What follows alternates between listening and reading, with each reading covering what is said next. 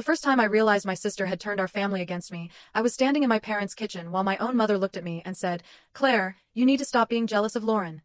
I actually laughed. Not because it was funny. Because I had spent my entire life protecting Lauren, and somehow I had become the villain in her story. My name is Claire Bennett. I was 32, worked as a project manager for a small architectural firm in Chicago, and had always been the quieter sister. Lauren was 30 years old and the complete opposite. She was charming, confident, effortlessly social, and somehow always knew how to make a room revolve around her. Growing up, I never resented that. I admired her. When she got into college, I helped her move into her dorm. When she struggled with rent during her first year after graduation, I quietly covered 2 months for her. When she met Ethan Carter, the man she eventually married, I was the first person she called. "You're going to love him," she had told me. And I did. Ethan was calm, thoughtful, and completely different from Lauren. He listened when people spoke. He remembered small details. He never seemed interested in impressing anyone. At their wedding, I gave a speech that made Lauren cry. I told everyone that my little sister had always been the person who could walk into a room and make it brighter. I meant every word. Apparently, that was my mistake. 3 months after the wedding, Lauren started making comments. At first, they were subtle. During Sunday dinner, she smiled and said, "Claire probably doesn't understand. She's been so focused on work that she hasn't really experienced married life." Everyone laughed. I smiled too. Then, a few weeks later, she said, "Claire's always been competitive with me." I looked at her. "What?" She waved her hand dismissively. "Oh, come on. You know what I mean." I didn't. But I didn't challenge her. I assumed she was joking. Then the phone calls started. My mother called me one Tuesday evening. "Claire, your sister is upset." "About what?" "She thinks you're jealous of her." I stared at my laptop screen. "Jealous of what?" There was a long pause. Her marriage. Her new house. Her life. I almost couldn't believe what I was hearing. "Mom, I helped her pick out half the furniture in that house." "I know." And I literally told her how happy I am for her. "I know, Claire." Then why would she think I'm jealous? My mother sighed. "You should probably talk to her." I did. I went to Lauren's house the following Saturday. She opened the door wearing an expensive cream sweater and smiled like nothing was wrong. "Hey. Can we talk?" Her smile disappeared. "About what?" "Mom says you think I'm jealous of you." She folded her arms. "I never said that. Mom said you did." Well, maybe she misunderstood. "Then tell me what I did." Lauren looked away. "You make little comments." "What comments?" "You don't have to pretend." "I'm not pretending." She shook her head. "This is exactly what I'm talking about." I felt something inside me tighten. "Lauren, I need you to tell me what I've done." She stared at me for several seconds. Then she said quietly, "You don't have to be happy for me every second." I couldn't believe it. "I am happy for you." "Then why do you keep comparing us?" "I don't." "You do." "When?" She didn't answer. Instead, she walked away. That was the moment I understood something was seriously wrong. Lauren didn't want an explanation. She wanted me to admit guilt. And I wasn't going to admit to something I hadn't done. Over the next few weeks, things got worse. Family gatherings became uncomfortable. Conversations stopped whenever I entered a room. My brother, Mark, became strangely distant. My father barely looked at me. Then one evening, I received a text from my cousin Jenna. "I don't know what's going on, but Lauren says you're really upset about her marriage. Is that true?" I stared at the message for nearly a minute. Then another one arrived. "She said you've been saying Ethan could have done better." My stomach dropped. I had never said that. Not once. I immediately called Lauren. She didn't answer. So I called Ethan. He answered after the 4th ring. "Hey, Claire." His voice was warm. "Ethan, can I ask you something?" "Sure." "Has Lauren ever told you that I said you could have done better than her?" Silence. That silence told me more than words could have. Finally, Ethan said, "Why are you asking?" "Because people are telling me Lauren said I've been saying things about your marriage." Another pause. Then he said, "Claire, I don't want to get in the middle of this." "I don't either. Maybe you should talk to Lauren." I tried. "I know." His voice sounded different now. More serious. "What do you mean, you know?" "I've heard you two have been arguing." I sat down. "We haven't been arguing. She's been accusing me of things. I don't know what to believe." His words hurt more than I expected. That's exactly the problem. We ended the call shortly afterward. For the next few days, I decided to stay completely silent. No defending myself. No explaining. No family arguments. I went to work, came home, and tried to forget about it. Then, on a Friday night, I received an invitation to my parents' anniversary dinner. Everyone would be there, including Lauren and Ethan. I almost didn't go, but something inside me said I needed to. When I arrived, the house was already full. My mother hugged me. My father nodded. Mark gave me an awkward smile. Then Lauren walked into the room. She looked directly at me. For a second, neither of us spoke. Then she smiled. Not a friendly smile. A victorious one. Dinner started normally. People talked about work, vacations, and family plans. Then Lauren raised her glass. I just want to say how grateful I am for everyone who has supported Ethan and me. Her eyes briefly met mine. Especially through some difficult moments. My fork stopped halfway to my plate. My mother looked uncomfortable. Lauren continued. Sometimes, even people you love can struggle when your life changes. There it was. The accusation. Without saying my name, she had said everything. I put my fork down. Lauren. The entire table went silent. She looked at me. Yes. If you have something to say about me, say it. Her expression changed. I don't want to create drama. You already did, my father quietly said. Claire. But I didn't look away from Lauren. She leaned back. You see, this is what I've been talking about. Ethan suddenly stood. His chair scraped against the floor. Everyone turned toward him. He looked at Lauren first, then at me. And when he spoke, his voice was calm. Claire, can I ask you something? My heart started pounding. Sure. He took a breath. Did you really tell someone that you knew Lauren was hiding something from me? Lauren's face went completely pale. I stared at Ethan. No. He looked at his wife. Then back at me. Are you sure? Yes. Ethan slowly reached into his jacket and pulled out his phone. I think someone has been lying to both of us. Lauren suddenly stood. Ethan, don't. He looked at her. And for the first time all night, I saw fear in my sister's eyes. Then Ethan turned his phone toward me. On the screen was a message from Lauren. A message I'd never seen before. And the final sentence made my blood run cold. Claire knows the truth. If Ethan ever finds out what happened, we're finished.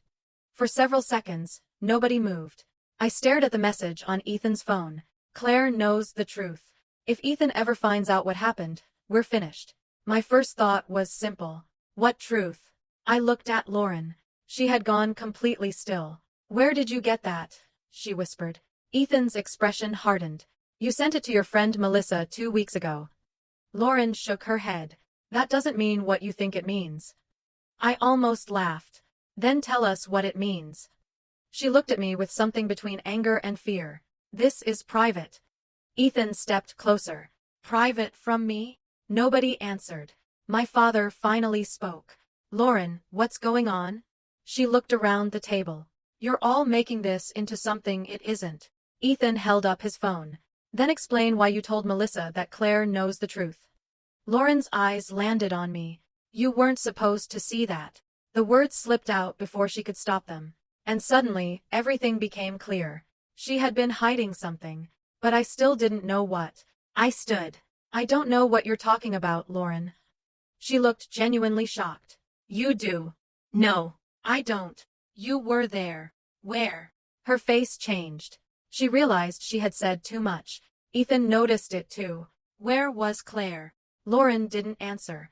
Ethan looked at me. Claire, have you ever met someone named Melissa Grant? Yes. Once. When? Last year. At Lauren's birthday dinner. Lauren's eyes narrowed. I continued. She was the woman sitting beside you. You introduced her as your college friend. Ethan looked at Lauren.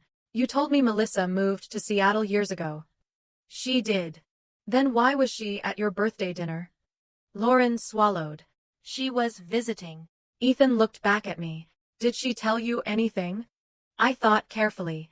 No. Then a memory surfaced. Melissa had approached me near the kitchen that night. She'd seemed nervous. She'd said something strange. If you ever wonder why Lauren suddenly has everything she wanted, ask her about the Henderson account. At the time, I had assumed it was an inside joke. I never told Lauren I'd remembered it. Now I wished I had. The Henderson account, I said. Lauren's face lost all color. Ethan looked at her. What is the Henderson account? Lauren immediately said, "Nothing." I shook my head. That's not what Melissa said. My sister stared at me. "You remember that?" Yes. Ethan slowly sat down. Okay. Someone needs to start talking. Lauren walked toward the kitchen. "I need a minute." No, Ethan said. She stopped. You've had weeks. The room became painfully quiet. I could see my mother looking between them, completely confused. My father asked, "What is Henderson?" Lauren finally turned around. It was a client account at my old company. And Ethan asked. And I made a mistake. What kind of mistake? Lauren looked at me. Claire's the reason I lost that job. My heart dropped. What? What? You knew what was happening. I didn't. You found the documents. What documents? She stared at me. Then I remembered. 8 months earlier, Lauren had asked me to help organize some files after she changed jobs. I had noticed an unusual invoice. A company called Henderson Design Group had been billed nearly $48,000 for services Lauren's department had never completed. I had asked her about it. She told me it was an accounting error. I believed her. Now Ethan was looking at me. Did you report her? No. Lauren laughed bitterly. You should have. I didn't know. She wiped her eyes. The company investigated. They found out someone had been using my employee login to approve fake invoices. Ethan's voice became quieter. Who? Lauren didn't answer. My stomach tightened. Lauren. She looked at me. It wasn't me. Then who was it? She looked at Ethan. And I knew immediately. Melissa, I whispered. Lauren said nothing. Ethan's face changed. You're telling me Melissa used your account? Lauren nodded. She was helping me with some administrative work. She had access. Then why did you blame Claire? Lauren's eyes filled with tears. Because Claire found out. I shook my head. I didn't find out anything. I saw one invoice. You saw enough. No. Lauren. You knew I would have told the truth if anyone asked me. That was the problem. Her voice cracked. You always tell the truth. The sentence hung in the room. It was the closest thing to an admission I'd heard all night. Ethan stared at her. So you destroyed Claire's reputation because you were afraid she'd tell me? Lauren lowered her eyes. I was afraid everything would fall apart. And instead, you made her look like the jealous sister. Lauren didn't respond. I finally understood. The jealousy story had never been about jealousy. It had been a distraction. If everyone believed I resented Lauren's marriage, nobody would take my accusations seriously. And it had worked. My own family had questioned me before questioning her. I felt something inside me break. Not from anger. From disappointment. I looked at my mother. You believed her. My mother started crying. I didn't know. You didn't ask me. She looked down. That hurt more than anything Lauren had said. Ethan walked toward me. Claire, I'm sorry. I nodded. I know. Then he said something I wasn't expecting. There's one more thing. He unlocked his phone. There were other messages. He showed me screenshots. Lauren had been talking to Melissa for months. Some messages were about the fake invoices. Others were about me. Then I saw one dated 3 weeks earlier. Melissa, what if Claire tells Ethan about the Henderson issue? Lauren, she won't. She thinks I never knew she saw the invoice. Another message followed. Melissa, and if she does? Lauren, I'll make everyone believe she's jealous first. My hands started shaking. There it was. Proof. Not an interpretation. Not a misunderstanding. A plan. Ethan looked at me. I wanted you to see this before I made any decisions. I stared at the screen. Then I noticed something strange. Ethan. What? Scroll up. He did. There was another conversation. This one wasn't with Melissa. It was with someone named David Carter, Ethan's older brother. I read the first few lines. Then my entire body went cold. David had been discussing the Henderson invoices too. But the messages were dated months before Lauren even met him. I looked at Ethan. Who is David? My brother. Then why is he involved? Ethan didn't answer. He was staring at the screen. Suddenly, his expression changed. Wait. He scrolled again. There was a message from David to Lauren. You promised Claire would never see the original documents. I looked at Lauren. Original documents? She didn't speak. Ethan's voice was barely above a whisper. What original documents? Lauren's eyes filled with tears. Then she finally said, They aren't about my company. She looked directly at me. They're about Dad. My heart stopped. My father stood abruptly. Lauren, don't. But it was too late. Everyone turned toward him. I looked at my father. What does Dad have to do with Henderson? He wouldn't meet my eyes. And in that moment, I realized the lie was much older than my sister's marriage. It had started long before Ethan entered our family. Lauren had blamed me for knowing the truth. But I hadn't known the truth. I had only seen one invoice. Someone had made sure I never saw what was underneath it. Then Ethan opened one final attachment. A scanned document. At the top was my father's name. And underneath it was a signature I recognized immediately. My own. Except I had never signed that document. I looked at Lauren. She whispered, Now you understand why I was scared of you. I stared at the forged signature. Then I realized the person who had created the lie wasn't just protecting Lauren. They had been protecting someone else. And whoever that person was had just made the biggest mistake of their life, because now I had proof that could expose all of them. For years, I had believed the worst thing my family could do was misunderstand me. I was wrong. The worst thing was discovering that some of them had understood me perfectly and had counted on my silence. I stared at the forged signature on Ethan's phone. My name was at the bottom of the document, but I had never signed it. Where did you get this? I asked. Ethan looked at his brother's messages. David sent it to Lauren. My father finally spoke. Enough. I turned toward him. No, Dad. Not anymore. He looked exhausted. Claire, you don't understand what happened. Then explain it. He said nothing. Lauren started crying. I never wanted it to go this far. I looked at her. You accused me of being jealous. I was scared. You lied to Mom. I was scared. You turned Mark against me. I thought I had no choice. I shook my head. You always had a choice. That sentence silenced her. I took a breath. Then I did something I had never done before. I stopped trying to protect my family from the consequences of their own decisions. The next morning, I contacted an attorney. Not to destroy anyone. Not to threaten anyone. I simply wanted to understand what had happened. I brought every document I had. The invoice I'd originally seen. The messages Ethan had shown me. The forged signature. And the old emails Lauren had sent me months earlier. My attorney, Rachel Morgan, spent nearly 2 hours reviewing everything. Finally, she looked at me. Do you want my honest opinion? Yes. You may have stumbled onto something much bigger than a family argument. I swallowed. What should I do?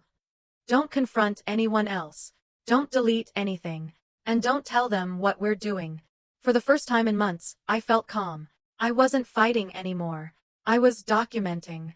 Over the next several days, Ethan helped me collect the remaining messages. He also confronted his brother. David initially denied everything. Then Rachel found a detail that changed the entire case. The original Henderson documents had been created from an office computer registered to my father. That wasn't enough by itself. But the access logs showed that the documents had been modified on a Saturday morning. My father had been out of town that weekend. There was only one person who had access to his office. Lauren. I confronted her privately. Did you forge my signature? She started crying. No. Then who did? She looked toward the window. I don't know. Lauren. She finally whispered. David. I froze. Why? Because he told me Dad had been using company money to cover personal debts. My father's business had been struggling for years. I knew that.